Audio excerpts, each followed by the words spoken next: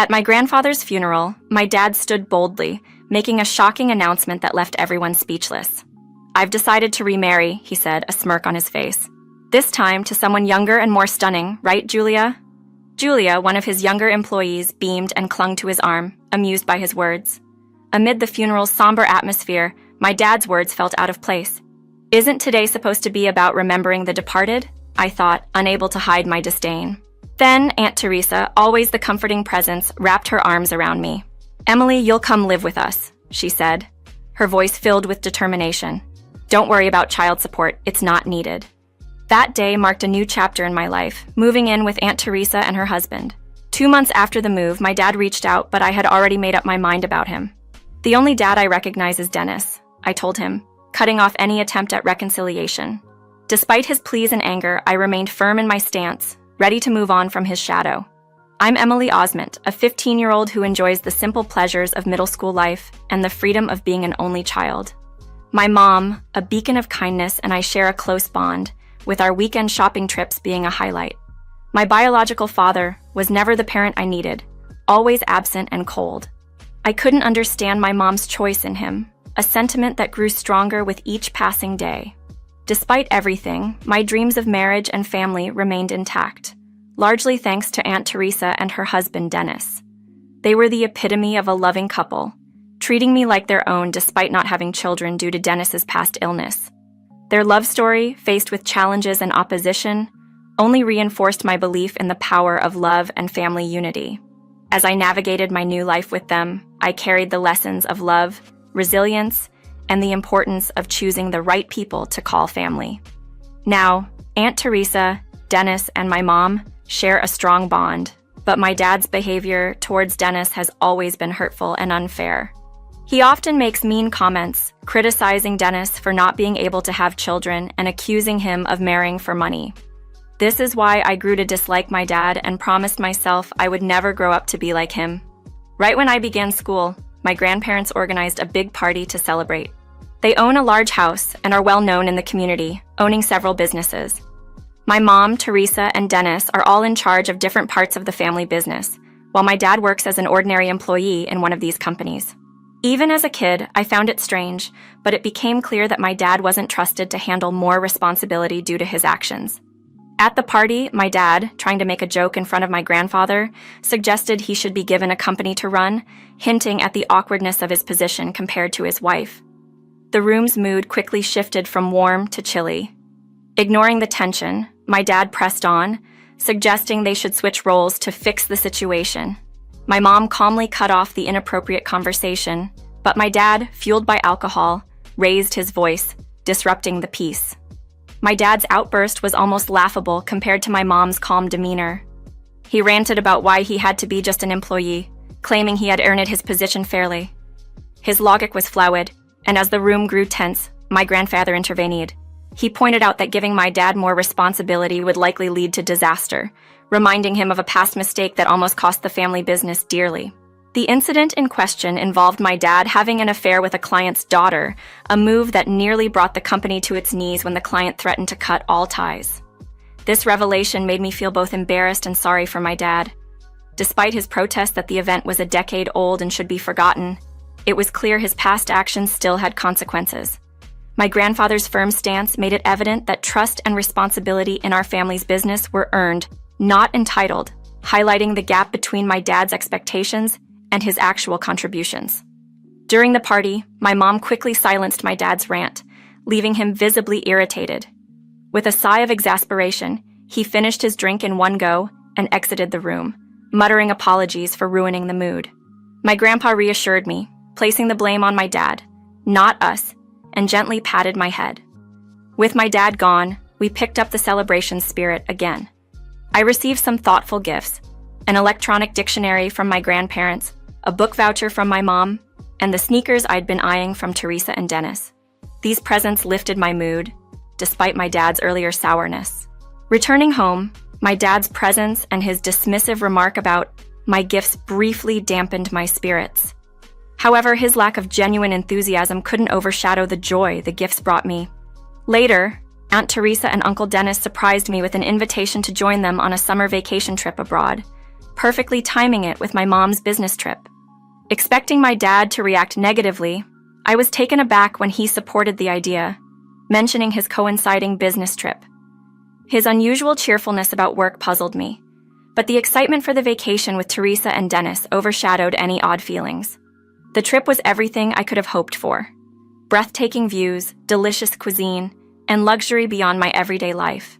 Teresa even planned a special shopping day for the three of us, which thrilled me to no end. As we immersed ourselves in shopping and enjoyed tea and cake on a terrace, our perfect day was abruptly interrupted, Teresa's gaze fixed on a sight that made my heart sink. My dad, unmistakably cozying up with a young woman, both donned in casual aloha shirts. This wasn't new. My dad's history of infidelity was a shadow over our family, often dragging me into uncomfortable situations. Despite my deep love for my mom, I had learned to accept his actions with a heavy heart, though it never got easier. Teresa, filled with righteous anger, was ready to confront the situation, but I suggested we handle it differently. We decided to take a photo and send it to my mom, curious and anxious about her response. This approach, though painful, felt like the right step in dealing with my dad's repeated betrayals, marking yet another challenging moment in our family's story. The news of my mom's sudden passing hit me like a lightning strike. I was in disbelief, my heart sinking into an abyss of shock and sorrow. Teresa, after confirming the tragic news with my grandmother, couldn't hold back her tears. Dennis, trying to keep steady, took the phone, but the weight of grief was too much for us all. We hurried back home, rushing straight to the hospital to see my mom for the last time. The sight of her, lying there motionless, unleashed a torrent of tears from my eyes. Teresa, overwhelmed by grief, needed support, so Dennis guided her away, leaving me to face the harsh reality with my grandparents. My mom had heroically sacrificed herself to save a child who had carelessly run into the street. She acted as a shield, absorbing the impact of an oncoming car, which led to her critical injuries and eventual death. The child, miraculously, suffered only minor injuries. As I tried to process this heroic yet heartbreaking tale, I couldn't help but wonder about my father's whereabouts. My grandparents were clueless too. He was abroad, I informed them, sharing the bitter truth of his infidelity. When my father finally appeared, 5 days after the tragedy and just in time for the funeral, his reaction to my mom's heroic act was cold and detached, calling it foolish. His lack of empathy and respect shocked everyone. Unfazed by the stares of disbelief, he assumed the role of the chief mourner, a position quickly corrected by my grandfather. The funeral took a turn for the surreal when my father, standing by my mom's side, callously threw his wedding ring at her, declaring his freedom with a cruel laugh.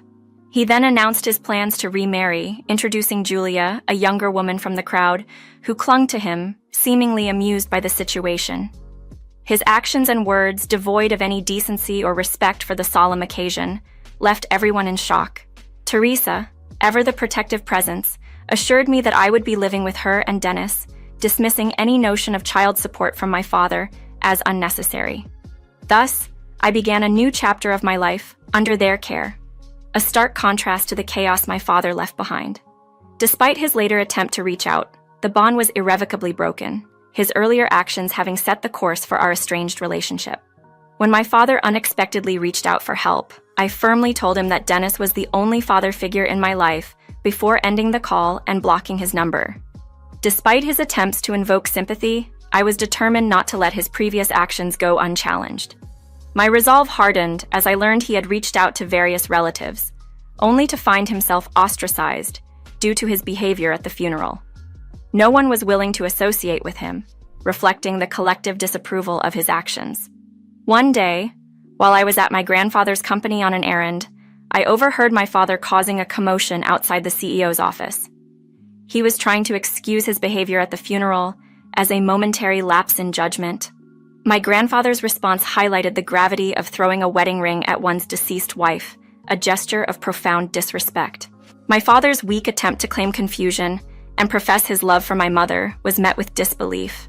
Overhearing this exchange, I couldn't stay silent. My father, noticing my presence, tried to persuade me to vouch for his so-called love for my mom.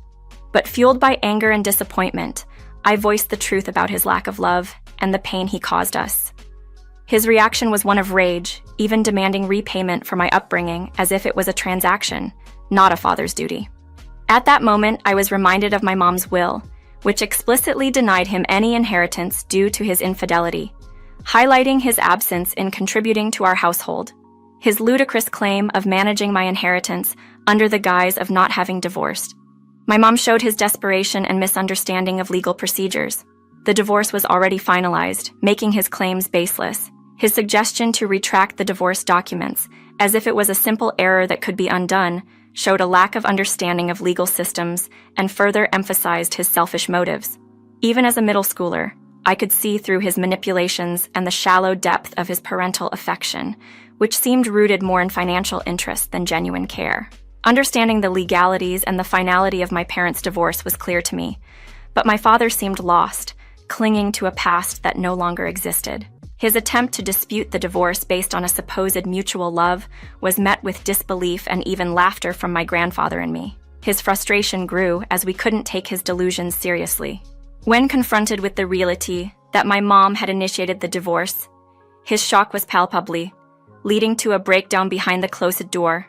It was clear he hadn't anticipated my mom's decision, perhaps underestimating the depth of her resolve. The revelation that my mom had wanted a divorce, especially after learning about another of his infidelities during our coincidental trip abroad, seemed to hit him hard. His tears and questions about why she would leave him, despite his faults, betrayed a man struggling to come to terms with the consequences of his actions. Yet, despite his emotional turmoil, I found it hard to muster any sympathy for him.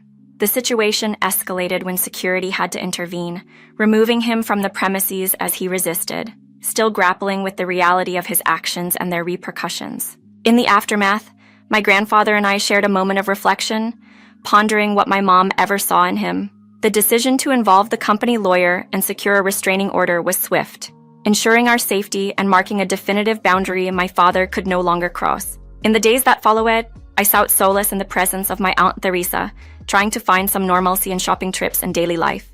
However, an unexpected encounter with my father outside a department store shattered that semblance of normalcy. His appearance was shocking, unkempt, dirty, and desperate. He was a shadow of the man he once was. His plea for money, driven by sheer desperation, was a stark contrast to the father I remembered. His fall from grace was complete when he revealed that his new partner had left him, taking with her the illusion of a better life he had chased. His plea for help, rooted in familial ties, was hard to reconcile with the pain he had caused. It was a painful reminder of how far he had fallen, not just in terms of his financial and social standing, but in the eyes of his family. His situation, while pitiful, was the culmination of his own choices, a bitter truth he was forced to confront in the most humiliating way. In the face of my father's desperate and disheveled plea for help, I nearly let my anger get the best of me, biting back a harsh retort. Beside me, Theresa, now my legal guardian, was visibly seething with anger over his audacity to seek sympathy after all the hurt he caused. Despite his apologies, it was clear that his remorse was shallow, only surfacing due to his current predicament.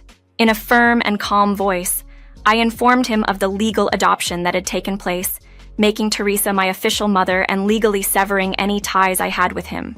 His shock was evident, a result of his long-standing neglect and failure to understand the consequences of his actions.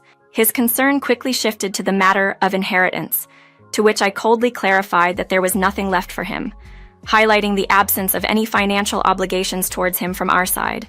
His reaction was one of indignation, clinging to the outdated notion of parental entitlement despite his failures. But I stood my ground, expressing my disdain for his past actions and making it clear that any affection or respect he presumed was owed to him was non-existent. The mention of the restraining order was the final straw, emphasizing the legal and emotional distance now between us.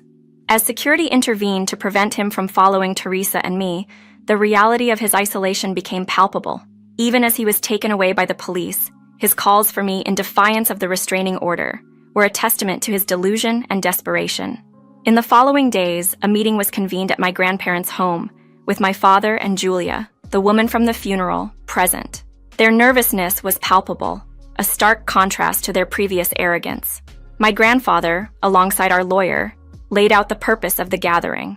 It was revealed that, While my mother's will initially didn't pursue alimony or deny inheritance to my father, the continuous disturbances and the emotional toll he inflicted on us had led to a decision to seek damages. This included pursuing claims not just for the emotional distress caused by the affair, but also against Julia for her role in the situation. This shift towards holding my father and Julia accountable marked a turning point, not just in seeking justice for their actions, but in affirming the strength and unity of our family. The legal steps being taken were a testament to the resolve of Teresa, Dennis, and my grandparents to protect our well-being and honor my mother's memory, ensuring that the consequences of my father's actions were finally being addressed. In a decisive meeting led by our lawyer, the announcement that my father and Julia would be pursuing alimony claims against them visibly unsettled both.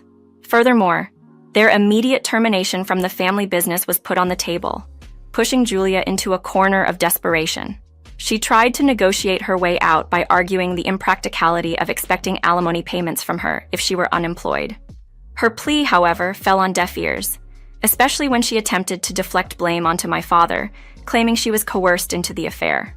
This accusation sparked a heated exchange between them, quickly silenced by my grandfather's commanding presence.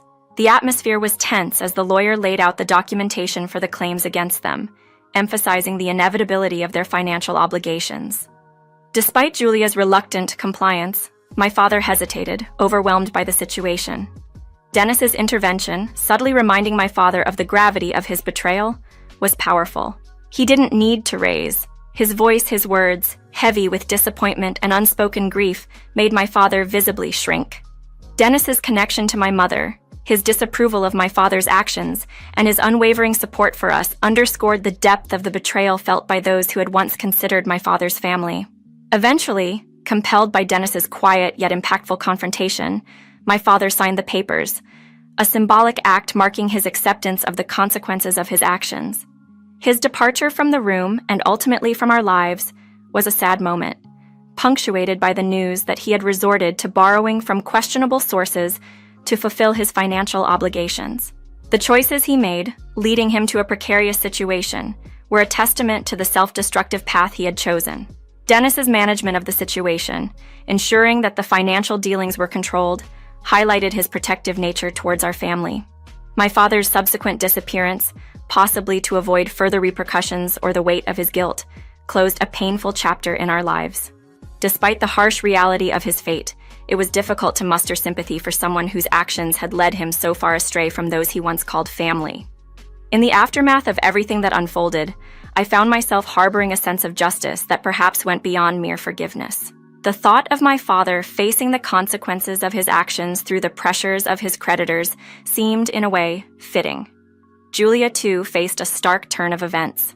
Her involvement with a married man led to not only financial repercussions, but also personal ones. After being sent back to her rural hometown by her parents, she was quickly married off to a much older man, thrust into a life filled with hard labor and familial responsibilities, a consequence, it seemed, of her actions. As for me, my life has been filled with warmth and care by Teresa and Dennis, who have truly stepped into the roles of my parents. They guide me with love, sometimes firm, but always fair, ensuring that the memory of my mother is kept alive through small rituals and remembrances that bring us closer to her spirit. Their relationship stands as a beacon of hope for me, a testament to the enduring strength of love and commitment. My bond with my grandparents continues to flourish, with their boundless energy and plans for the future, including their well-intentioned but premature ideas about my education abroad. While I cherish their support, I've expressed my desire to stay grounded in my current life in Japan, surrounded by friends and the familiarity of home. School has become another area where I'm finding my footing, taking on responsibilities within the student council that challenge and fulfill me. At home, my interest in the English language has blossomed, with Teresa providing me with books that were dear to my mother. This new passion has sparked a dream in me to become a translator, a goal I'm beginning to pursue in earnest. Despite the pain of losing my mother, the love and support from those around me have been a constant source of strength. I've started keeping a diary as a way to bridge my past with my future, hoping to share my journey with my mother someday. Teresa and Dennis's understanding and acceptance have given me the space to grieve and grow in my own time, cementing their place in my heart as a second set of parents. For their upcoming anniversary, I've prepared a special gift, a gesture of my deep affection and gratitude for their unwavering support. My daily conversations with my mother's photo have become a cherished ritual, a moment of connection that starts each day on a note of hope and reflection. The clear blue sky outside seems to echo her support, a comforting thought that carries me forward.